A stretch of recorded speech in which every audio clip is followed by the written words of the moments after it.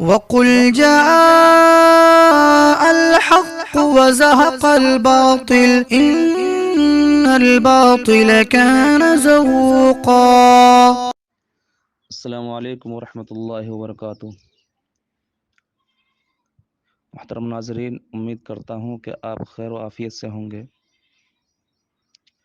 مروجہ تبلیغی جماعت کے بارے میں حضرت مولانا حسین صاحب مدظ اللہ کی تحقیقی رائے فرماتے ہیں کہ یا اللہ کوئی امام احمد بن حنبل جیسا مجاہد پیدا فرما جو امت مسلمہ کو اس بڑے فتنے سے آگاہ کرے۔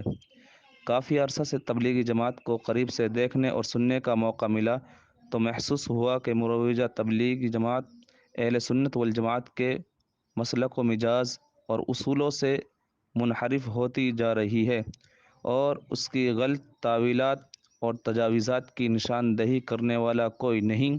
یا اللہ کوئی ایسا مجاہد پیدا فرما جو امت مسلمہ کو اس بڑے فتنے سے آگاہ کرے۔ یہ راز بھی اب کوئی راز نہیں، سب اہل گلستہ جان گئے۔ یہ راز بھی اب کوئی راز نہیں، سب اہل گلستہ جان گئے۔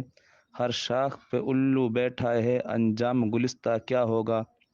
ایک ہی شکاری بزرگ کافی تھا ایمان کی تباہی کے لیے۔ ایک ہی شکاری بزرگ کافی تھا ایمان کی تباہی کے لیے۔ ہر مسجد میں بزرگ بیٹھے ہیں، انجام مسلمہ کیا ہوگا۔ اسلام کی ابتدا اجنبیت کی حالت میں ہوئی تھی اور ایک بار پھر اسلام اسی اجنبیت کی حالت میں چلا جائے گا۔ سو مبارکباد ہے غربا کے لیے۔ پوچھا گیا کہ یا رسول اللہ صلی اللہ علیہ وسلم، غربا کون لوگ ہیں؟ آپ صلی اللہ علیہ وسلم نے جواب دیا کہ وہ لوگ جو لوگوں کے فساد میں مبتلا ہونے کے وقت ان کی اصلاح کریں گے۔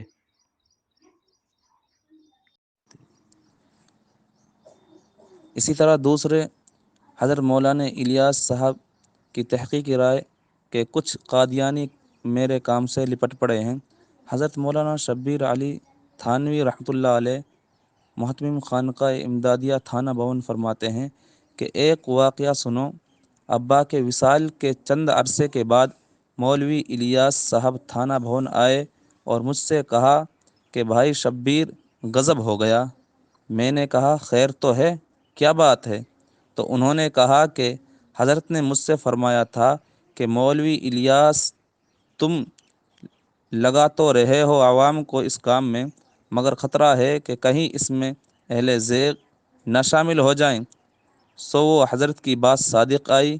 کچھ قادیانی میرے کام میں لپٹ پڑے ہیں۔ میں نے کہا مولوی صاحب آگ تو تم نے کھائی، اب انگارہ کون ہگے؟ اب جب آگ کھائی ہے تو انگارہ ابھی ہنگو۔ مولانا الیاس صاحب کی خود کی یہ تحقیقی رائے کہ کچھ قادیانی میرے کام سے لپٹ پڑے ہیں۔ اللہ رب العزت ہم تمام کو صراط مستقیم پر چلنے کی توفیق نصیب فرمائے اور ہم تمام کو ان باتوں پر عمل کرنے کی توفیق نصیب فرمائے، آمین۔